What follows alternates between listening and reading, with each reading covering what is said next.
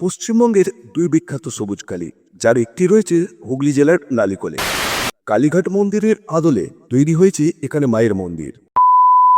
পশ্চিমবঙ্গের কোন কোন জায়গায় পূজিত হন এই সবুজ কালী? বন্ধুরা, কালো বা নীল নয়, এখানে মা কালীর গায়ের রং কচি কলা পাতার মতো সবুজ। দুই জায়গায় এমন সবুজ কালী মায়ের সন্ধান মিলেছে। একটি হলো হুগলি জেলার হরিপাল নালিকুল অঞ্চলে, আর দ্বিতীয়টি বীরভূমের লাভপুরে।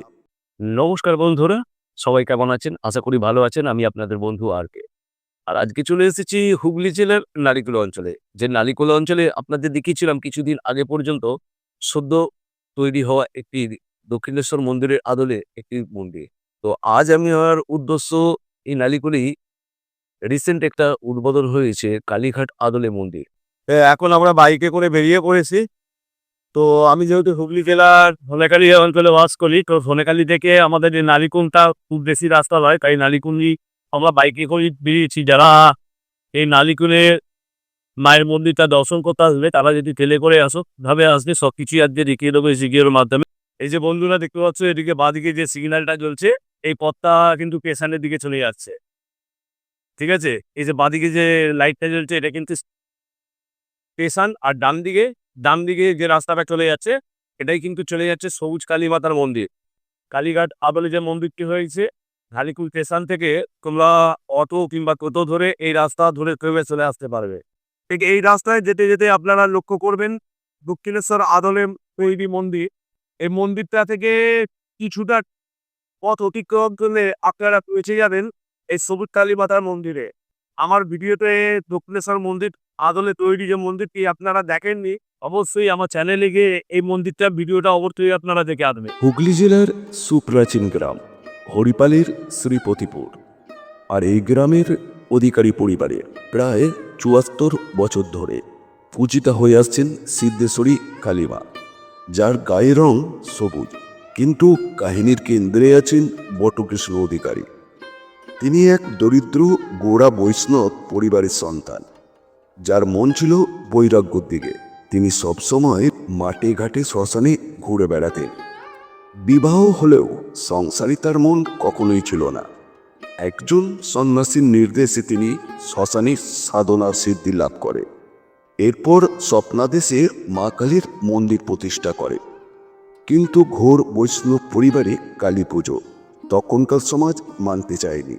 বটকৃষ্ণ অধিকারী সব বাধা পেরিয়ে ঘট স্থাপন করলেন। তিনি স্বপ্নে যে রূপে মাকে দেখেছিলেন সেই রূপেই তিনি প্রতিষ্ঠা করেন মা সিদ্ধেশ্বরীর কালী মূর্তি, সবুজ গাত্রবর্ণের দেবী। আর সেই থেকেই রটন্তই কালী পুজোর তিথিতে হয় মা সবুজ কালীর পূজা। এখানকার কালী হলেন বৈষ্ণব রূপিণী, তাই বলির প্রথা, মদের ভোগ এখানে হয় না। এখানে মায়ের প্রিয় ইলিশ মাছ আর জুঁই ফুলে সম্পন্ন হয় পূজা। পুজোর রাতে বাঁশির সুরে ভরে ওঠে অধিকারী বাড়ি, কারণ সবুজ কালীমা কৃষ্ণ ও কালীর যুগল রূপ।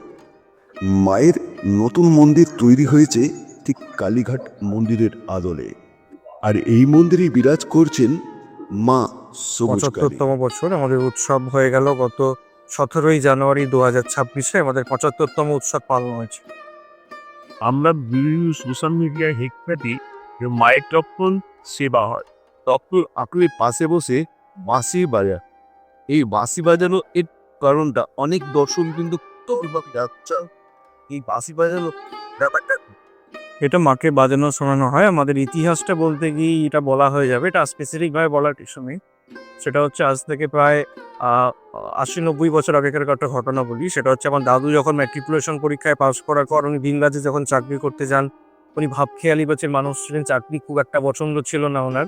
তো উনি ওনার চাকরি থেকে উনি রিজাইন করে যখন গ্রামে ফিরে আসেন, তো আমাদের গ্রাম্য যা পেশা, অন্যের জমিতে চাষাবাদ করা বা গরু নিয়ে মাঠে যাওয়া বা গরু পালন করা, এইসবই উনি করতেন। আর উনি তখন থেকেই বাঁশি বাজাতে পারতেন।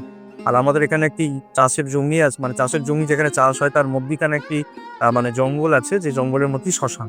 তো যারা চাষ করতে যেতেন তারা ওখানে গরমকালের সময় বা অন্যান্য সময় রেস্টের জন্য ওই জঙ্গলের ওই শ্মশানের ওখানে বসে খাওয়া দাওয়া করতেন, বসতেন, জিরোতেন, এইসব করতেন আর মাঠে তো রোদ্দুর অনেক সময় কাজ করতে পারতেন না, ওখানে বিশ্রাম নিতেন। তো দাদু ওখানে গরু বেঁধে দিয়ে ওখানে বসে বাঁশি বাজাতেন। আর আজ থেকে ৮০-৯০ বছর আগেকার গ্রামের শ্মশান মানে তো বুঝতেই পারছেন কতটা নির্জন। তো সেখানে বসে উনি বাঁশি বাজাতেন এবং সঙ্গীত সাধনার অন্যতম একটা মাধ্যম। দাদু কি হয় আস্তে আস্তে আধ্যাত্ম চেতনা এবং গুরু পর্ব সাধনা পর্ব এই সমস্ত দিকে ওনার মনোনিবেশ চলে যায়। পরবর্তীকালে উনি গুরু খুঁজতে থাকেন। তো হঠাৎ করে একদিন উনি গরু নিয়ে মাঠে গেছেন, কটা বাঁধছেন, তখন ওনার নাম ধরে একজন ডাকেন। দাদু পিছন ঘুরে তাকান, দেখেন যে একজন সাদা বস্ত্র পরিহিত সন্ন্যাসী উনি দাঁড়িয়ে রয়েছে। ওই সন্ন্যাসী দাদুকে বলেন যে তোমার আজকে অমুক সময়ে দীক্ষা হবে। তো দাদু চমকে যায় এবং দাদু মনে মনে সুখী হন যে উনি তো গুরু খুঁজছিলেন। তো ওনার বাড়ি থেকে অনুমতি নিয়ে দাদু ওই সন্ন্যাসীর কাছ থেকে দীক্ষা নেন। তারপরে পুরোপুরি তন্ত্র সাধনা করতে শুরু করে দেয় এবং ওই সাধকের কি নাম ছিল, ওই গুরু কোথা থেকে এসেছিলেন, কে ছিলেন, ওটা দাদু সম্পূর্ণ গুপ্ত রেখেছিলেন, উনি কাউকেই জানিয়ে যাননি। পরপর তার কন্ঠ সাধনা উনি করতে থাকেন।